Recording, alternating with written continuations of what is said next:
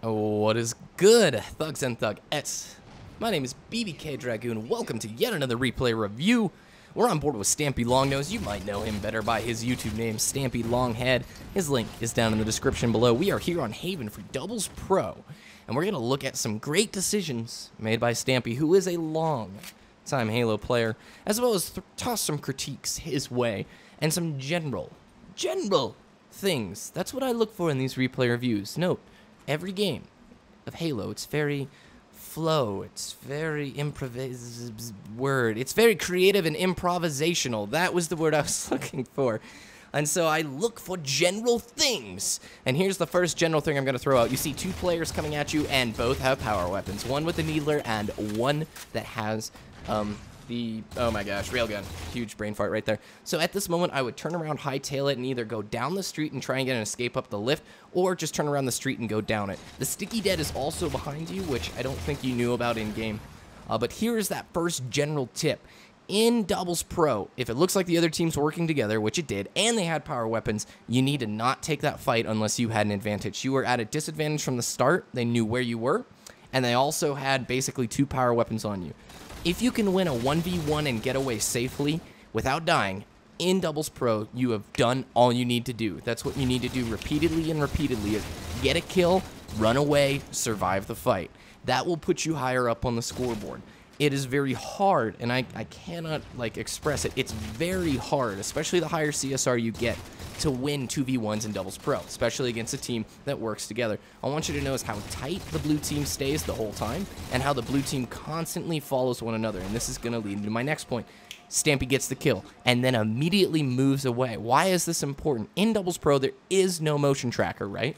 So, the only thing that the other players and you have to go off of in terms of predicting where the enemy is when your teammate's in a fight and when your teammate dies. Those are the two giant flags, especially like when you die, there's a big red X over your head.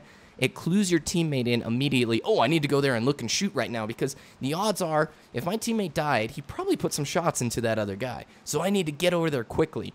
Notice Stampy and his teammate working together right now, following closely together. Even when you're playing with a random, I don't know if Stampy is in a party with Rosie, that's the name of his teammate, or if they are just working solo. If you are playing solo in doubles, it's going to be a hard time, but I'm telling you, even if your teammate is being like an idiot with their map movement, you need to stick together. Beautiful play. Rosie goes in for the assist, and notice Stampy immediately focuses on getting up to the top mid to make sure that that guy cleared out a Mohawk, sets himself up perfectly to contest the railgun, and gets the railgun right away. That guy pulled it too early. He wasn't ready for the double melee, and that's a great play. Unfortunately, right here, look at the left of your screen, there was a blue guy spawning right as Stampy jumped across the bridge, and it just was too little too late. A lot of times, that's why it's good to look at a replay. I can't tell you how many times I've watched back like a Twitch rebroadcast from like a stream that I put out, or I've watched a replay, and I'm like, how did I not see that guy? Oh my gosh. Because in the moment of the game, your eyes are not always, you can't look at all of the screen. There's a certain phrase, like when you go to a movie theater especially, you can't really look at the whole screen at once, especially in fast sequences. There might be things when you go home that you see that you've never seen before, and that's very true with these replay reviews, and that's a big reason why it's good to sit back and watch your replays without playing. There's a different process between acting and reacting what you're doing while you play the game, and then just watching and sitting back and viewing. So Stampy, as I've said before, is a long-time Halo player. He has a really rad 1v1 series for Halo Reach. I would definitely check it out. It's a little bit old, but it's still worth it, because how many times has your friend come up to you and been like, hey, bro, I'm better than you. And you're like, let's do this. Throw down the gauntlet, son. You watch that 1v1 series by Stampy, you're going to kick his butt. He's going to be forced to go to the fridge, get you a victory soft drink, or a victory adult beverage if you're of the appropriate age, and you're going to sip that thing in sweet delight. Oh, players in matchmaking, look at this position. Look at this position right on that window.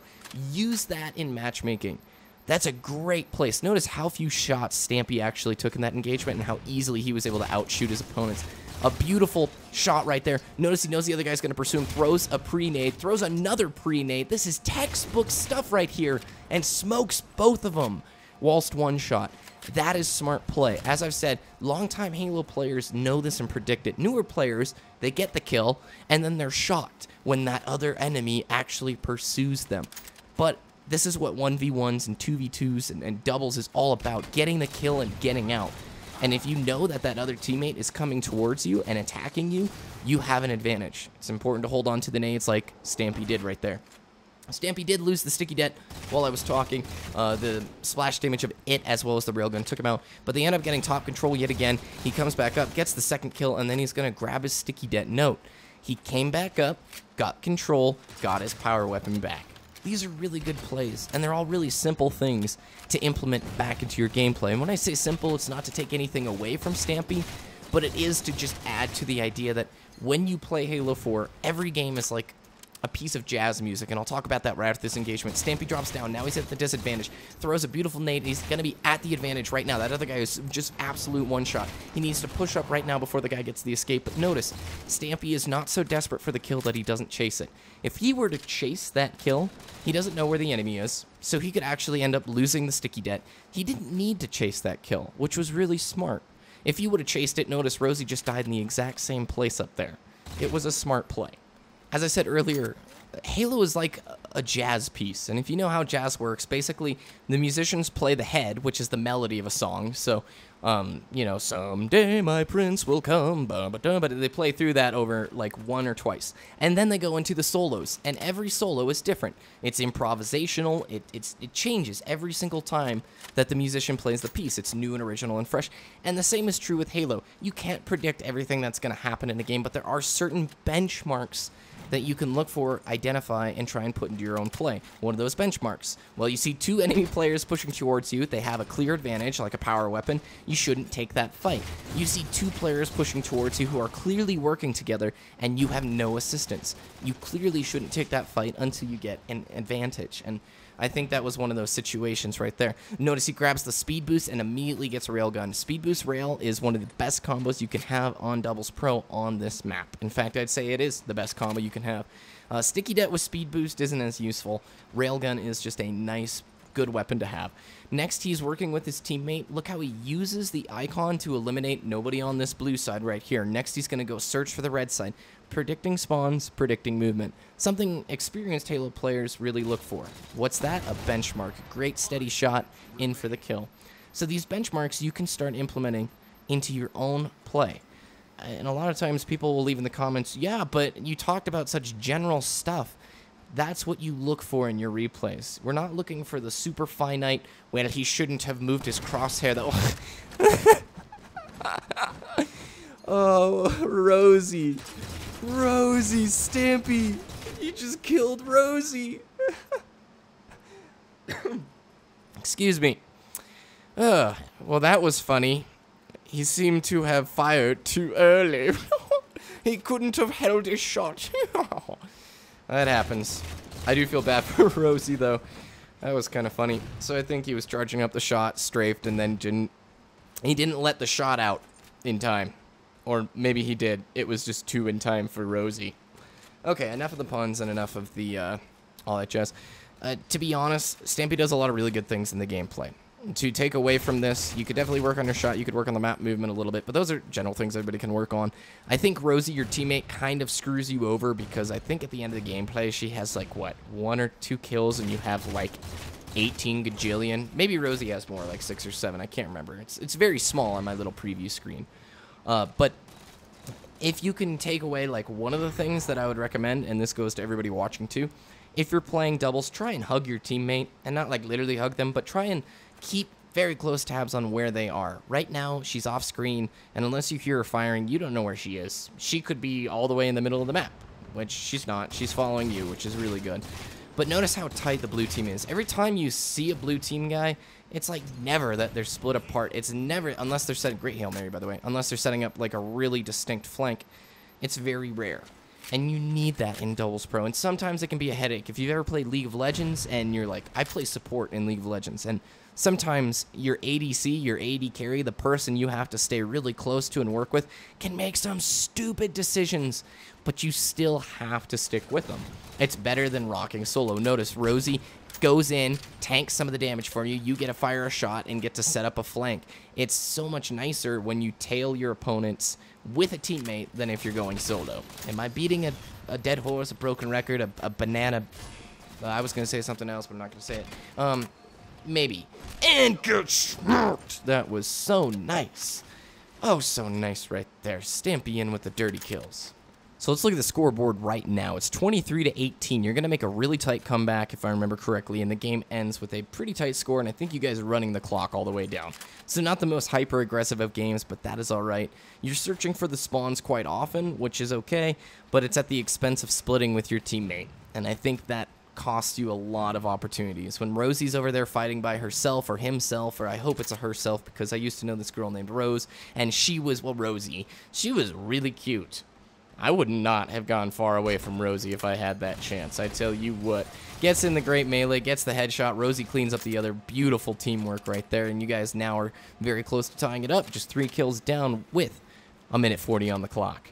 With the time getting tight, it's not the time to play passive. It's the time to go hyper-aggressive, because what is the issue if you lose? Well, you're going to lose anyway to time. When you're the team who's down, I would highly suggest not turtling up. That guy made a horrible play, split off from his teammate, and kind of exemplifies what I've said a few times in the gameplays. Don't split off from your teammate. Try and get yourself into those advantageous situations. And now you see 2 in the mid. Very nice. Getting shots on both. That guy's weak. He's dead. Now you can focus this other guy, or you can determine to go get map control. Right now, I'd probably hop on map control. I worry about that kill not so much, and I'd worry on grabbing that railgun. They just pulled railgun, so that should be a dead indicator that they have that side of the map down. You're going to go for the sticky dead, but don't let the glory of getting the power weapon blind you. You just had a clear indication on where the enemy and the opponent is going to be. And, oh! Jumping in over to the top, you stick him on the foot. Beautiful reactionary play. The other guy gets you, Rosie gets him, and you go down, and the game is so tight here at the end. But use those indicators. When you're down, you're just a single kill down right now. You might have been able to catch those guys running across the top. You might have been able to catch those guys going through the bottom if they did.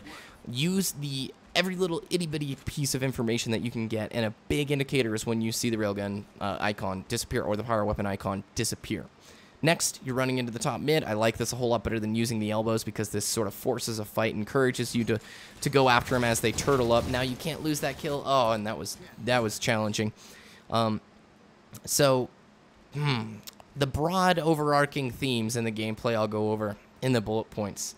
That individual engagement at the end, not the best. You probably could have tied it up, and you might have been able to finish off with a win right there. And Rosie got 8 kills, you got 16. You definitely carried it the hardest, and I'll see you in the bullet points, dude. First of all, hug your teammates. Seriously, you did a great job of controlling engagements, and there was a lot to take away from this gameplay that was very positive. But you need to stick with your teammate at all times, even if they are making bad movement decisions. And use your better judgment, and I think you very much did. And this is more a broad general tip for doubles in general and players in general watching this. Give your teammate a hug. They need it. They love it. And especially, like I said, Rosie. I'd love to hook a Rosie, unless it's that girl from the Titanic. Then she can just me. She should have. Never mind. Next up. Be careful on overcommitments. This leads right in from the last one. When you see 2 coordinated opponents in this game, they were working together, they were talking together, and they were definitely on top of their stuff. Whenever they'd get one shot, they'd make sure the other player came in and cleaned it up. So, pay attention to that, and when you see 2 dudes with an advantage, or 2 ladies with an advantage, don't take it. You know, try and make them play under your terms. Any kind of advantage works for you. If you've got the surprise, if you've got a power weapon, if you just have a better stinking sightline with a better escape route, use it. And then last but not least, use every little piece of information you can to control the map. When you see the power weapon disappear, that's your cue to get into position that's going to benefit you. Like, they're probably going to run across the top mid to come over and clear the sticky dead, or they're probably going to run across the bottom mid. We know they're going to work towards the sticky dead. So instead of immediately pulling it, let's set up a surprise attack on them. Let's set up something where you cover the top street and I cover the bottom street. These are all, like, kind of coordinated things, but I hope this is helpful. Stampy, thanks for the great replay. I appreciate it. His channel link will be down in the description below. Be sure to actually YouTube search Stampylongnose 1v1 and learn the tips that he lays out. Go beat your friends. And from that, all I can say is thanks, guys. Have a really great day, and I will catch you later. BBK Dragoon is out.